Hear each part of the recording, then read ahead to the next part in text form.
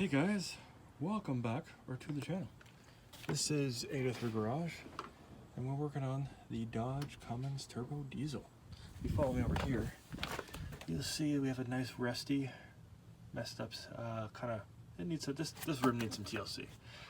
Did the brake system recently, and follow me further. I actually cleaned up this rim. Decided to paint everything here just to kind of see what it looks like, and I like it. Was thinking about putting the 50 caliber lug nuts on. Not too sure about that, but it looks bad. Well, you know what. Anyways, right now I'm crawling underneath it, looking at that. Then I look over at this, and literally the shocks are done. Just completely done. So before I get over to the other side, which looks like that and that, we're going to try to replace these. So I have them inside. I'm going to go grab them, and we'll see what put them in. Enough hardware for one of these, which is fine. We'll just put one in, put the other one in. Truck's not moving, so we'll keep it in if we can get the other one out. And then once we find the hardware, just take it out, put it back in. Not a big deal. So removing this shock came out so easy, I was surprised. Like the bottom bolt, then the top bolt, one and done. Now that being said, when one is easy, you know the next one is not. And let me tell you, holy heck, the other one was a pain in the butt. But anyways, I'm gonna be happy with this, and the other one will be installed as soon as I find the rest of the hardware that fell out of the box. Who knows where that is? Okay, so this is our old crusty and rusty, and as you can see, it's got nothing left. I shouldn't be able to move it like that. A little something, but nothing. Now, the new one, which should be somewhat interesting to put together.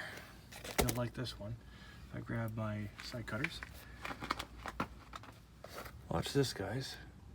Let's see. Listen to the camera view. Yep. That's the sign of a strong shock.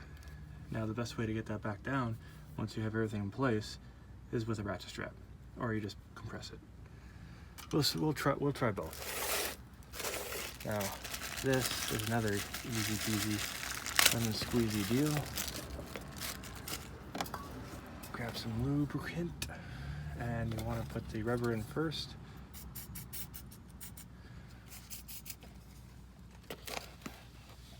That should just pop into place. Maybe not.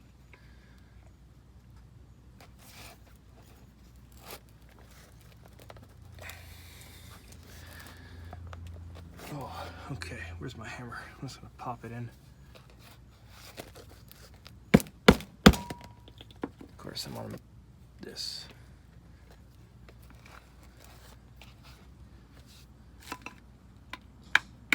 There you go.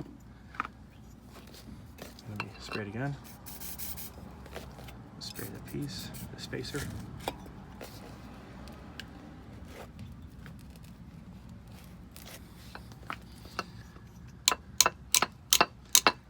That would have been nice if, what do you call it? Skyjacker. Give you a nice rounded edge to push this through. So what I'm saying here is if Skyjacker had have taken their spacer, instead of like a sharp edge or like a squared edge, they rounded, like just ran it through like a sander or put a grinder on it for a minute just to allow a nice round and smooth edge. It would have made it a nice simple pushing in, easily done by hand instead of done by hammer. And when it would have not have caught the rubber bushing and just pushed right on through to the other side.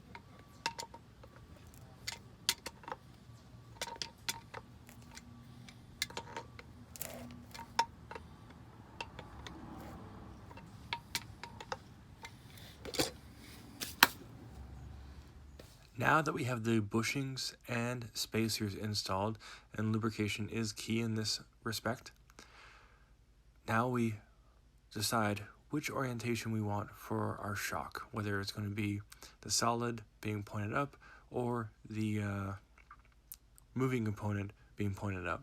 Now I like it so that we have the shock itself to be seen, and then also because I like to put a rubber boot around it, that's what you will see when you look at the bottom of the truck.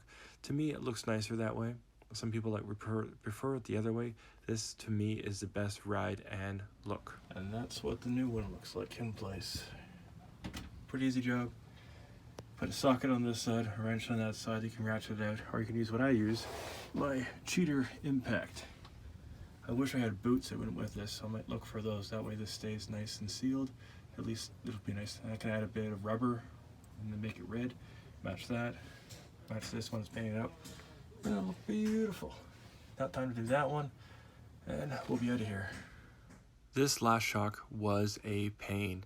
Taking off the bottom bolt first, no problem, it came out, but it wouldn't come out all the way because it got caught up on the sway bar. Then I realized that my sway bar links are broken. So I'm like, oh, okay, well, that'll be something else I replace. And then I had to get the impact up into the fender real well to get out the top bolt, which I had to end up cutting. Yeah. So shock, driver's side shock, in. Passenger side shock, just sitting there. Why? Well, if you look over here, I had this was all seized up, so I cut it with the grinder, and at that point I was actually able to remove the bolt, but it's already compromised up here because I can't get to it. So I'm gonna have to grab the new set of hardware. Not a big deal, coarse thread. It looks to be a 1/2 inch, and it's galvanized obviously, so zinc coated. I do have a comparable bolt over here, the one that came out at the bottom, and this one is perfectly fine.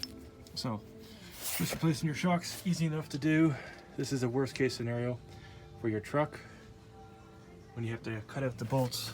Again, trucks are pretty easy to work on because you got that room. So we're replacing them because they look like this. Here's the other one that's behind me. So yeah, those are done. Anyways guys, thanks for watching, and I will catch you in the next one. Peace.